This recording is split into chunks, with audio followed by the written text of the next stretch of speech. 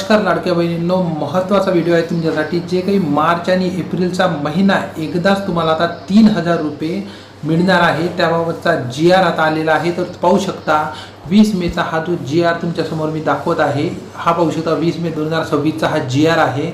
आणि यामध्ये सांगण्यात आलेलं आहे की मुख्यमंत्री लाडकी बहीण योजना सन 2026-27 या आर्थिक वर्षामध्ये निधी वितरित केलेला आहे। म्हणजे निधी वितरित झाल्यानंतर जे आहे बाकीची प्रोसेस तुमच्यापर्यंत जे पैसे आहेत ते येत असते। अजून महत्त्वाची माहिती म्हणजे तुमची KYC झाली नसेल तर करून घ्या। काही प्रॉब्लेम राहिले तर तुम्ही मला कमेंट्समध्ये विचारू शकता।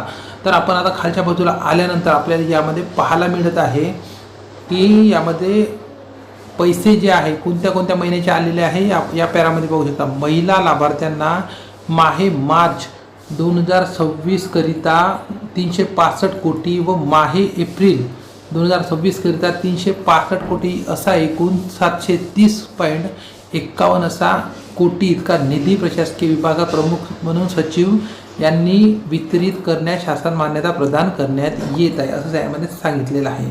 तर हा जो निधी आता वितरित करण्यात आलेला आहे, तर तो जो निधी आहे आता तुमच्या खात्यात लवकरात लवकर येणार आहे, ज्यामध्ये 3000 रुपये एकाच वेळेत तुमच्या खात्यात येणार आहे। तर तुमचे पैसे काही महिन्यांचे आले नसेल तर ते लवकरात लवकर आता येणार आहे, ही गोष्ट लक्षात ठेवा। यामध्ये जे काही महिला व बालविकास मंत्री आहे त्यांनी जे सांगितलेलं होतं की KYCची मुदत वाढ होणार का, पण ते पण होणार अशी माहिती त्यांनी दिलेली होती।